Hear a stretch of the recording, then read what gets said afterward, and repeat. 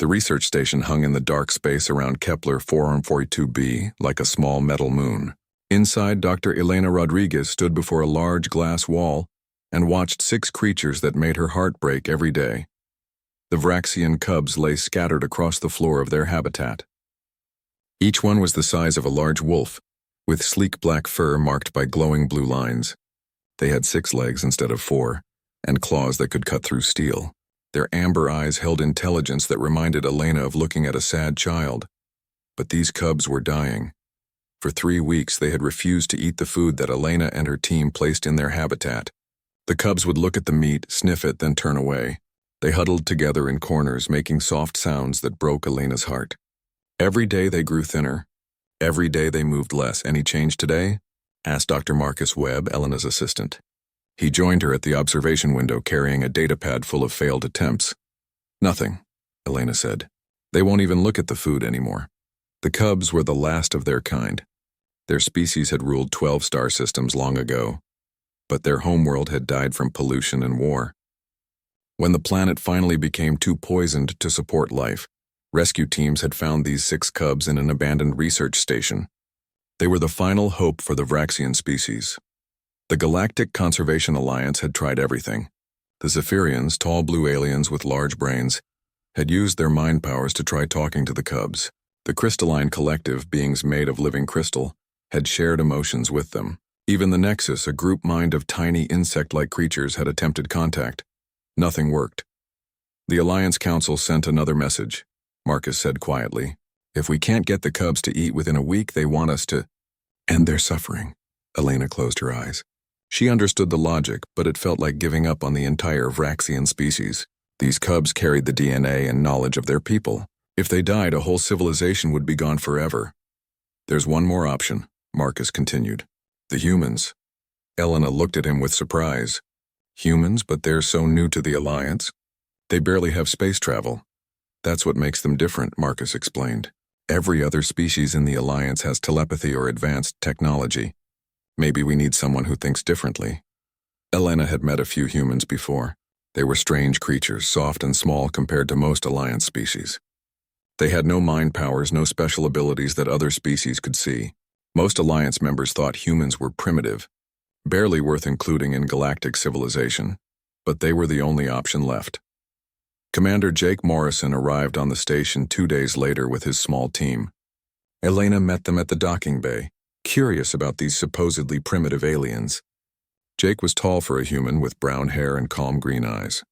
He wore a simple uniform and carried himself like a soldier.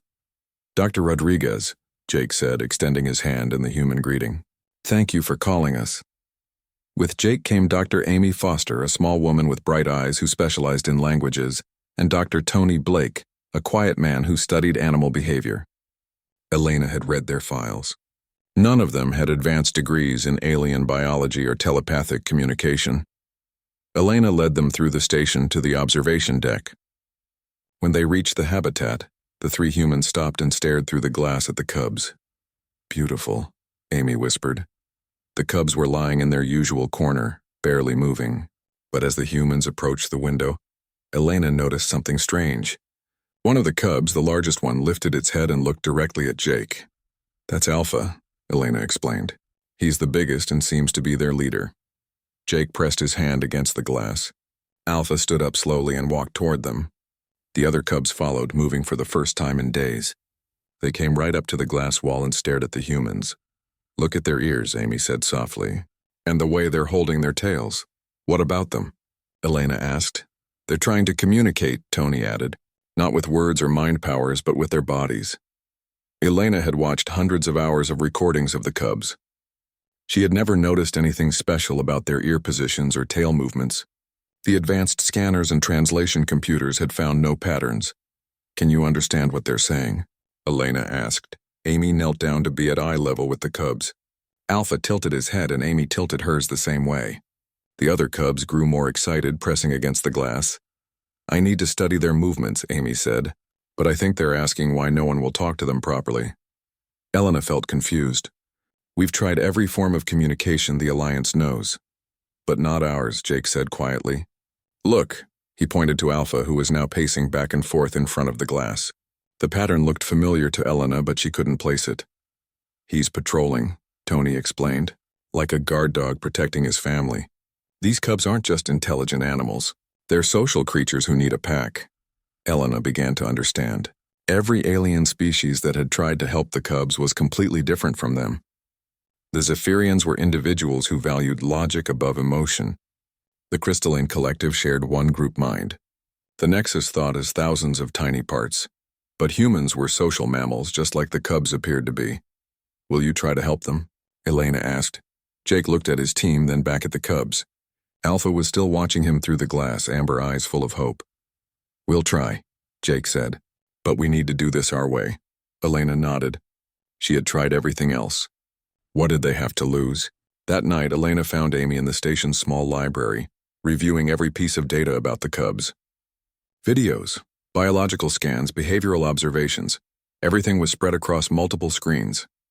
Finding anything useful? Elena asked. Amy looked up with tired but excited eyes. They're not random movements. Look at this. She played a video of the cubs from their first day on the station. Alpha was making specific gestures with his front paws, while the other cubs responded with their own movements. It's like a conversation, Amy continued. They're establishing who leads, who follows, who needs comfort. It's a complex social structure, but we've been treating them like individual specimens. Elena watched the video with new understanding. The cubs weren't sick or stubborn. They were lost and alone, cut off from everything that made sense to them. Can we fix this? Elena asked. Amy smiled. We're going to try. Amy spent the next 3 days watching videos of the cubs over and over. She filled notebook after notebook with observations about how they moved, how they looked at each other, and how they positioned themselves in their habitat. Look at this, Amy called to Tony and Jake on the third morning. She played a recording from the cubs' second day on the station. In the video, Alpha walked to the food dish, sniffed it, then looked back at the other cubs. He made a low sound and shook his head. The other cubs stayed where they were. He's telling them not to eat, Tony realized. But why? Amy rewound the video and played it again. Watch his body language. See how his ears are back and his tail is low? He's not just refusing food. He's scared of it. Elena joined them at the viewing station. Scared, but we tested the meat. It's perfectly safe and matches their biological needs. That's not the point, Amy explained. In pack animals on Earth, the leader tests food first to make sure it's safe for the group. But Alpha doesn't trust the food because he doesn't trust the providers. Jake understood immediately. We're strangers to them. They don't know if we're friends or enemies. Amy nodded. Every species that's tried to help them has been completely alien. Different body shapes, different ways of moving, different ways of thinking. From the cubs' perspective, we might as well be robots. But humans were different. Amy had noticed that human body language shared similarities with many pack animals on Earth. Humans used eye contact to show attention, lowered their bodies to seem less threatening, and made gestures that seemed universal among social species. I want to try something, Jake said. Can I go into the habitat? Elena looked worried. They're still predators, Jake. Even as cubs, they could seriously hurt you. I don't think they will, Jake replied. If Amy is right, they want to communicate. They just need someone who speaks their language. Elena checked with the station's safety systems and reluctantly agreed. If Jake was injured, she could activate force fields to separate him from the cubs instantly. Jake entered the habitat slowly, keeping his movements calm and deliberate. The cubs immediately noticed him. Alpha stood up and walked toward Jake while the others watched carefully. Amy coached Jake through the intercom. Don't look directly at Alpha. In pack animals, direct eye contact can be seen as a challenge. Jake looked slightly to the side of Alpha, who stopped a few feet away. For several minutes, neither moved. Now try sitting down, Amy suggested. Make yourself smaller and less threatening. Jake slowly lowered himself to sit cross-legged on the floor. Alpha tilted his head, studying this strange behavior. Then something amazing happened. Alpha took a step closer, then another. He stretched his neck forward and sniffed Jake's hand. Don't move, Tony whispered over the intercom. Let him investigate. Alpha sniffed Jake's clothes, his hair, even his shoes. The other cubs grew braver and approached to investigate this unusual visitor, who smelled different from all the others. The smallest cub, who Elena had named Tiny, was the first to make contact. She gently touched Jake's hand with her nose, then looked up at his face. Jake smiled and slowly moved his hand to scratch behind Tiny's ear. Her tail started wagging, and she made a happy chirping sound. "She likes you," Elena said over the intercom, amazement in her voice. Within an hour, all 6 cubs were comfortable with Jake's presence. They didn't try to play or roughhouse, but they allowed him to touch them and even brought him objects from around their habitat. "It's working," Amy said excitedly. "They're accepting him as part of their group." But the real test was still coming. The cubs needed to eat, and they would only do so if they trusted their pack leader. Amy had Jake bring food into the habitat and place it on the ground. Alpha approached the bowl and sniffed it, just as he had done countless times before. But this time, instead of rejecting it, he looked at Jake. Jake understood what was needed. He took a small piece of the meat and pretended to eat it, making satisfied sounds. Alpha watched carefully, then took his own piece and ate it. The other cubs saw Alpha eating and immediately joined in. For the first time in 3 weeks, all 6 cubs ate a full meal. Elena wiped tears from her eyes as she watched through the observation window. They were starving themselves because they didn't trust us. Over the following days, Amy developed a communication system based on body language and simple sounds. The cubs were incredibly intelligent and learned quickly. They began to understand basic gestures and even started imitating some of Jake's movements. Alpha proved to be especially clever. He learned to bring Jake specific objects when asked, and even began teaching the other cubs what he learned. When Jake made a particular hand gesture, Alpha would repeat it and show the others. "They're not just learning," Tony observed. "They're teaching each other. That's advanced social behavior." Elena was amazed by the progress. The cubs were gaining weight, becoming more active, and showing interest in their surroundings again. But most importantly, they were happy. Amy discovered that the cubs had their own complex language of gestures, sounds, and even scent markings that the station's advanced sensors had missed. They weren't primitive animals. They were sophisticated communicators using methods that telepathic species had overlooked. The Zephyrians tried to force mental contact, Amy explained to Elena. The Crystalline Collective tried to share emotions, but they never tried to learn the cubs' actual language. The cubs developed their own ways of communicating with their human caretakers. They learned that certain sounds would bring Jake to their habitat, and specific gestures would get them food or attention. They even began to modify their natural behaviors to better communicate with humans. Tiny learned to tap on the glass when she wanted Elena's attention. Alpha developed a specific chirp that meant he wanted Jake to come play. The cubs were adapting their entire communication system to include their human pack members. But with success came new challenges. The cubs were growing rapidly, gaining muscle and size every day. Their predatory instincts were also developing. During feeding time, Elena noticed them watching the movements of station personnel with the focused attention of hunters. "They're getting stronger," Jake observed one morning as Alpha easily bent a metal toy that had been designed for adult Vraxians. Elena felt a mixture of pride and concern. The cubs were healthy and thriving, but they were also becoming more dangerous. Soon the Alliance Council would want to evaluate their progress, and not everyone would be as impressed by the cubs' development as Elena was. Some species in the Alliance believed that predators, no matter how intelligent, were too dangerous to preserve. They would argue that 6 growing Vraxian cubs posed a threat to galactic peace. Elena watched Jake playing with the cubs through the observation window. Alpha was now almost as tall as Jake's waist, and his claws left scratches in the metal floor. In a few months, these cubs would be fully grown apex predators. The question was, would the Alliance let them live that long?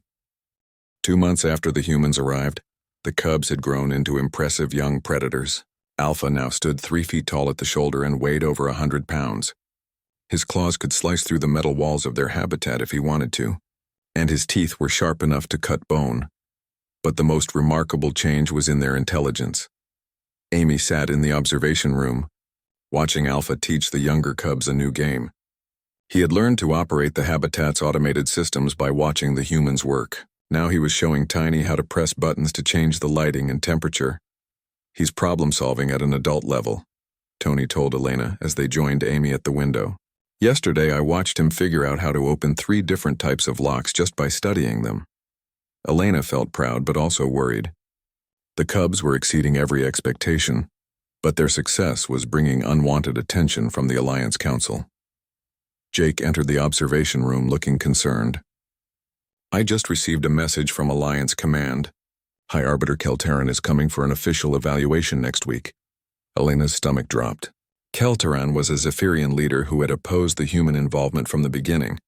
He believed predator species were too dangerous to preserve and had argued for the cubs to be terminated when they first refused to eat. "What will he be evaluating?" Amy asked. "Whether the cubs can be safely integrated into galactic society," Jake replied, "or whether they're too dangerous to keep alive." That afternoon, Jake was in the habitat playing with the cubs when the first incident happened. Two cubs, Beta and Gamma, got into a fight over a toy. What started as playful wrestling quickly escalated into something more serious.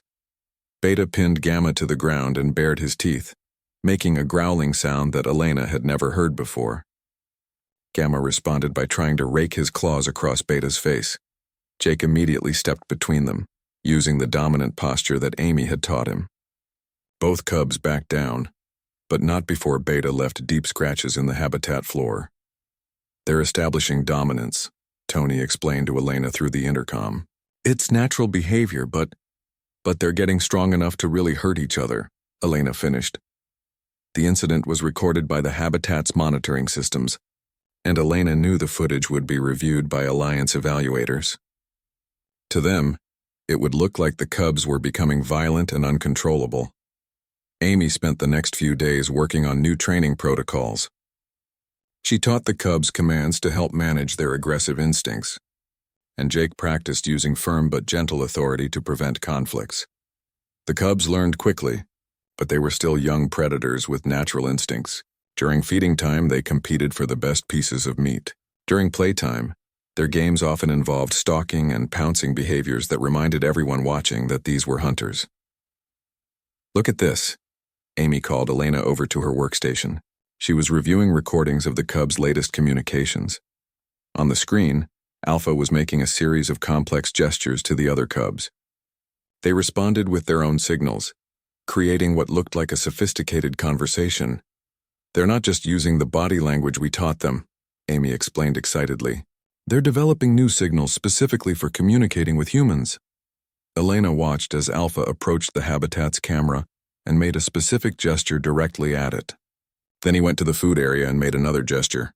"He's asking for Jake," Amy realized. That first gesture means human pack leader, and the second one means come here. The cubs had created their own words for concepts that didn't exist in their original language.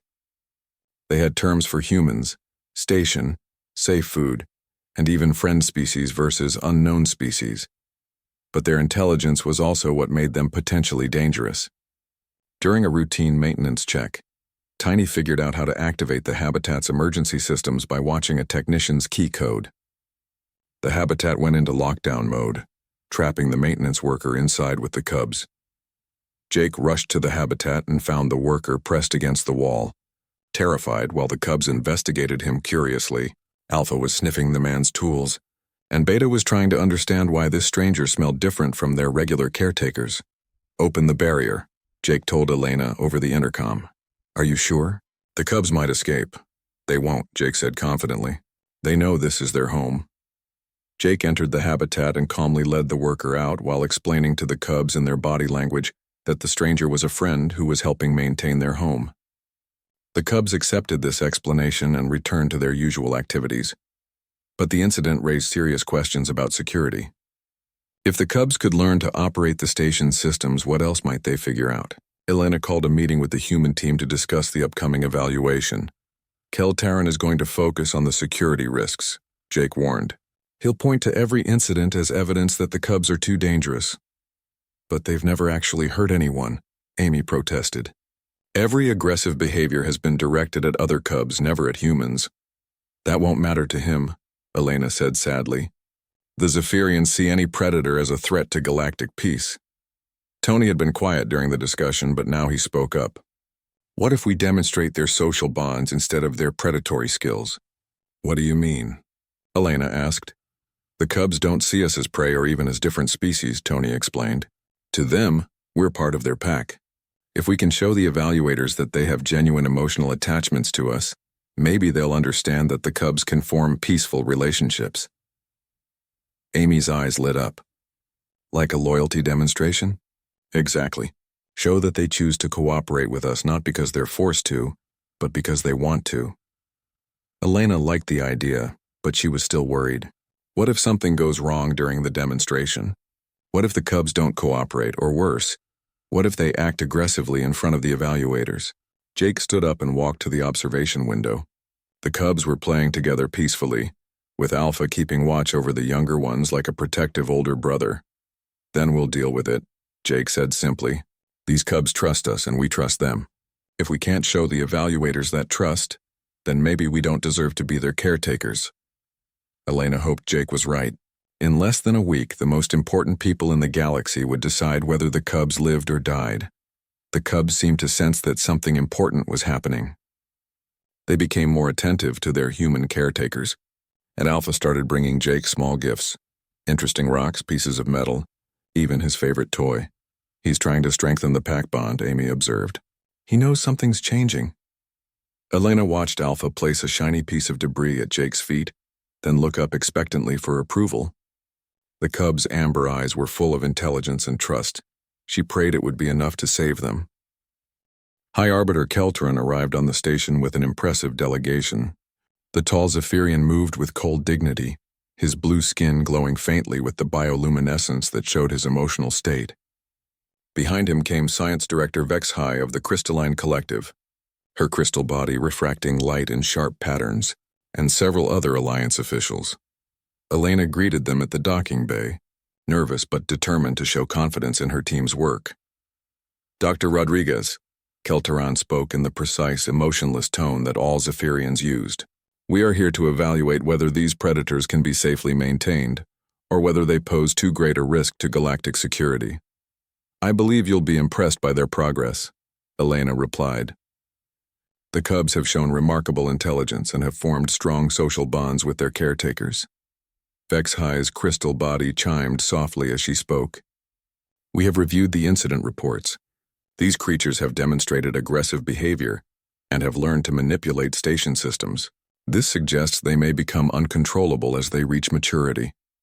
Elena led the delegation to the observation deck, where Jake and his team waited with detailed reports on the cubs' development. Through the habitat window, the cubs could be seen resting peacefully, with Alpha keeping watch as always. As you can see, Elena began, the cubs are healthy and well-adjusted. They've learned to communicate with their human caretakers and have shown no aggressive behavior toward any Alliance personnel. Kelteran studied the cubs with his large, dark eyes. They are indeed impressive specimens, but size and intelligence make them more dangerous, not less. Jake stepped forward. With respect, High Arbiter, danger depends on intent. These cubs have chosen to form peaceful relationships with us. They're not just following orders. They're making decisions based on trust and affection. Prove it, Kelteran said simply. Elena nodded to Jake, who entered the habitat as planned. The cubs immediately perked up, with Tiny rushing over to greet him while Alpha approached more slowly, maintaining his dignity as pack leader. Amy began explaining their communication system to the observers. Watch Alpha's ear positions and tail movements. He's telling the other cubs that Jake is safe and welcome. The demonstration went perfectly at first. Jake showed how the cubs responded to various signals, how they brought him objects on request, and how they peacefully shared food under his guidance. The evaluators took notes but remained expressionless. Then disaster struck. A power fluctuation caused by the visiting ship's energy systems triggered an emergency throughout the station. Warning lights began flashing and alarm sirens wailed. The habitat's containment barriers flickered and failed. Containment breach, a voice announced over the station's communication system. All personnel evacuate immediately. Initiate emergency protocols. The cubs panicked at the sudden noise and flashing lights. Alpha roared, a sound that echoed through the station corridors and sent chills down everyone's spine. The other cubs scattered in different directions, their predatory instincts taking over. Seal the observation deck, Kelteran commanded. Activate emergency containment. But Elena couldn't activate the emergency systems because Jake was still in the habitat area. She watched in horror as 6 terrified predators, each weighing over 150 pounds, disappeared into the station's corridors. The cubs are loose, Vexhai stated unnecessarily. This confirms our concerns about their dangerous nature. Emergency teams mobilized throughout the station, but Jake ignored evacuation orders. Instead, he ran into the corridors after the Cubs while Amy tried to track their locations using the station's internal sensors. "Jake, get out of there," Elena called over his communicator. "Let security handle this." "No," Jake replied firmly. "They're scared and confused. If security teams try to capture them by force, someone will get hurt." Alpha was the first Cub Jake encountered.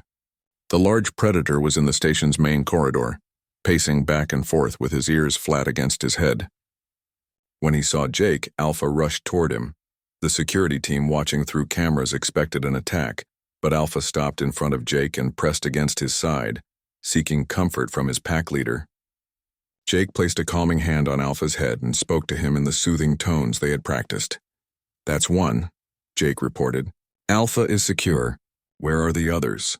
2 Cubs, Beta and Gamma, had cornered a group of Zephyrian delegates in a storage room.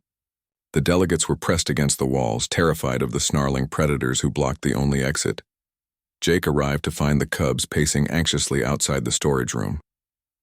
They weren't trying to attack the Zephyrians, they were guarding them, confused about what they were supposed to do with these strange-smelling aliens. "Easy," Jake called to Beta and Gamma, using the calming signals Amy had taught him. "Pack safe, come." The Cubs looked between Jake and the trapped delegates, uncertain. Jake repeated the signals more firmly, using the authoritative posture that meant pack leader command. Beta was the first to respond, leaving his position and approaching Jake with relief obvious in his body language. Gamma followed, and both Cubs pressed close to Jake as he led them away from the storage room. 3 Cubs secure," Jake reported. "Delegates are safe." The remaining Cubs had scattered to different parts of the station, but one by one, Jake found them and brought them back using voice calls and body language that cut through their panic. Tiny was hiding in a maintenance shaft, Delta was in the station's small garden area, and Epsilon had somehow found his way to the dining hall. Each time, the Cubs responded to Jake's calls and returned to him willingly. They were frightened and confused, but they trusted their human pack leader to keep them safe. The final test came when Jake led all 6 Cubs back through the station corridors toward their habitat. They moved as a group with Alpha at Jake's side and the others following in pack formation. Station personnel and Alliance delegates watched through security cameras as the supposed dangerous predators calmly followed their human caretaker home. When they reached the habitat, Jake guided each Cub back inside, then stayed with them until the emergency systems were restored and the barriers reactivated. Elena found Jake sitting on the floor of the habitat, surrounded by 6 Cubs who were pressed close to him for comfort. Alpha had his large head resting on Jake's lap, while Tiny was curled up against his side. "How did you do it?" Elena asked through the intercom. "I didn't do anything special," Jake replied. "I just reminded them that they weren't alone." In the observation room, Keltaran stood in silence reviewing what he had witnessed. The Cubs had been loose in the station for over an hour, with multiple opportunities to harm Alliance personnel. Instead, they had sought comfort from their human caretakers and had followed orders even while panicked and confused. "This changes things," Vex High chimed softly. Their behavior was not that of wild predators, but of domesticated pack animals. Keltaran's bioluminescence shifted to a warmer blue, the first sign of emotion Elena had seen from him. "Indeed," the High Arbiter said slowly. "Perhaps we have underestimated both these Cubs and their human caretakers." Elena felt a spark of hope. Maybe, just maybe, they had passed the test. 3 days after the emergency, High Arbiter Keltaran called a formal meeting of the evaluation committee. Elena sat nervously at the conference table, flanked by Jake, Amy, and Tony. Through the room's large window, she could see the Cubs playing peacefully in their habitat, unaware that their fate was being decided. "The incident 3 days ago was most instructive," Keltaran began, his bioluminescence a thoughtful shade of blue. "We observed behavior that contradicts our previous assumptions about predator species." Science Director Vexahai's crystal body chimed in agreement. The Cubs had multiple opportunities to harm Alliance personnel, yet they chose to seek comfort from their human caretakers instead. This suggests a level of emotional bonding that we did not expect. Elena felt cautiously hopeful, but she knew the decision wasn't made yet. However, Keltaran continued, Questions remain about long-term safety. These cubs will grow larger and stronger. Can we be certain they will remain controllable? Jake spoke up. High Arbiter, with respect, I don't think controllable is the right word. These cubs aren't controlled by us. They choose to cooperate with us. There's a difference. Explain, Keltaran requested. Amy activated a wall display showing video footage of the cubs' recent behavior. Watch how Alpha interacts with Jake during feeding time. He could easily take all the food for himself. He's stronger than any human. Instead, he waits for Jake's signal and makes sure the younger cubs eat first. The footage showed Alpha gently nudging Tiny toward the food bowl while keeping the larger cubs at bay until she had her share. That's not obedience, Amy explained. That's leadership. Alpha is taking care of his pack, including his human pack members. Tony added his own observations. We've documented over 40 instances where the cubs modified their natural behavior to accommodate human needs. They've learned to be gentler during play, to avoid using their claws near humans, and to communicate in ways we can understand. But they're still predators, argued one of the Alliance observers, a tall insectoid representative from the Hive Collective. Their instincts will always be to hunt and kill. Elena watched through the window as Tiny approached Alpha with an injured paw, apparently hurt during play. Alpha carefully examined the injury, then began cleaning it with his tongue, making soft, comforting sounds. Look at them, Elena said quietly. Yes, they're predators, but they're also family members who take care of each other. They've extended that family bond to include us. Keltaran was quiet for a long moment, studying the cubs through the window. Dr. Rodriguez, what is your recommendation for their future? Elena had prepared for this question, but her answer came from her heart rather than her notes. I recommend that the cubs be granted protected status under Alliance conservation law. They should be allowed to grow to maturity in a proper facility, designed for their needs with continued human supervision. And if they become dangerous as adults? Pressed the Hive Collective representative, Jake answered before Elena could speak. Then we'll deal with it. But I don't believe they will. These cubs have chosen to be part of our pack. As they grow, that bond will only get stronger. Keltaran stood and walked to the window. Alpha noticed him and approached the glass, tilting his head curiously. The High Arbiter and the cubs studied each other for several minutes. There is intelligence in those eyes, Keltaran said finally. And something else. Something we Zephyrians value highly. What's that? Elena asked. Choice. This creature could hate all aliens for what happened to his world and his people. Instead, he has chosen to trust, to bond, to build rather than destroy. Keltaran's bioluminescence shifted to a warm, golden glow. Perhaps that is the true measure of intelligence. Not the ability to dominate, but the wisdom to choose cooperation. The committee deliberated for another hour, but Elena could see the decision forming in their expressions. Even the skeptical observers were impressed by the documentation of the cubs' emotional development and social bonding. When they reconvened, Keltaran made the announcement that Elena had hardly dared to hope for. The committee grants protected status to the 6 Vraxian cubs under Alliance conservation law. They will be relocated to a new facility designed specifically for their needs, with continued human supervision. Dr. Rodriguez will head the project, with Commander Morrison and his team as permanent caretakers. Elena felt tears of relief streaming down her face. Thank you, High Arbiter. We won't disappoint you. There is one additional decision, Keltaran continued. The success of this project has highlighted gaps in our conservation efforts. Many species have been deemed too dangerous to preserve simply because we could not communicate with them effectively. Vexhai chimed in. We are establishing a new program, the Apex Species Conservation Initiative. It will focus on preserving intelligent predator species using the communication methods developed by Dr. Foster and her team. Amy looked shocked. You want us to work with other predator species? If you're willing, Keltaran replied. There are 17 known species that were deemed too dangerous for conservation efforts. Perhaps they simply needed caretakers who could understand them. Elena looked through the window at the cubs who were now playing together peacefully. Alpha caught her eye and made the gesture that Amy had taught him meant happiness. Ears forward, tail high, a soft chuffing sound. We're willing, Elena said without hesitation. 6 months later, Elena stood in the observation deck of a much larger facility. The cubs, now approaching adult size, roamed freely through a habitat that recreated their homeworld's environment. They had trees to climb, streams to drink from, and plenty of space to hunt the robotic prey that kept their instincts sharp. Jake was down in the habitat with Alpha, who now stood as tall as Jake's chest. The massive predator was showing Jake a new plant that had grown in their artificial forest, his behavior as gentle and careful as ever around his human packmate. Hard to believe they were once dying cubs who wouldn't eat, Amy commented, joining Elena at the window.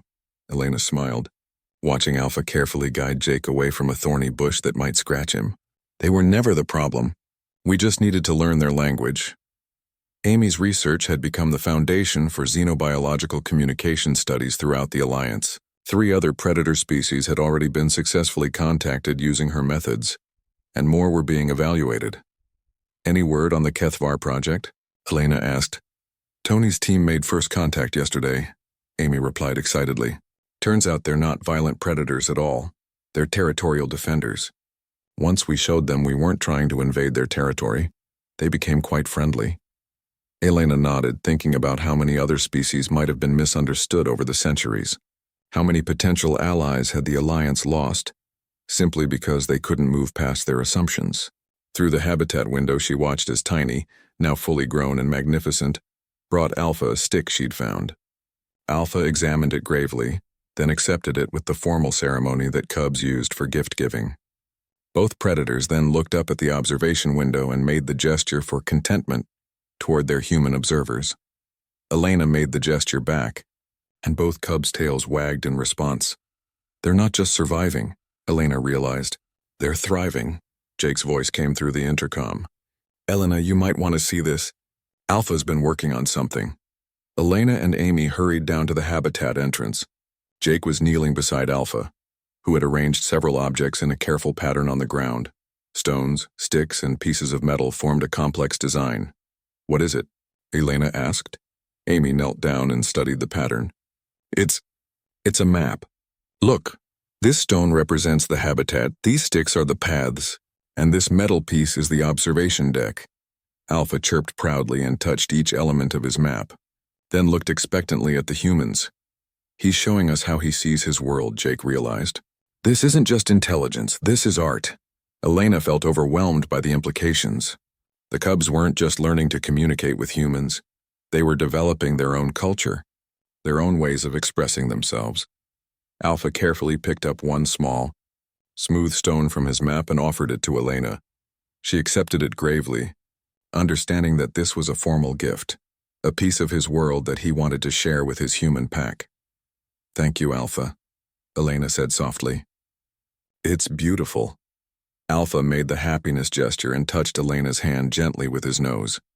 As Elena watched the cubs play in their new home, she thought about the journey they'd all taken together, from dying, frightened animals to thriving, intelligent beings who chose to share their lives with humans. The Alliance had learned something important. Sometimes the most advanced civilizations needed to remember the most basic truth of all. Intelligence came in many forms, and wisdom meant knowing when to listen with more than just technology. The cubs had taught them all how to speak a more universal language, the language of trust, patience, and love that connected all thinking beings across the galaxy.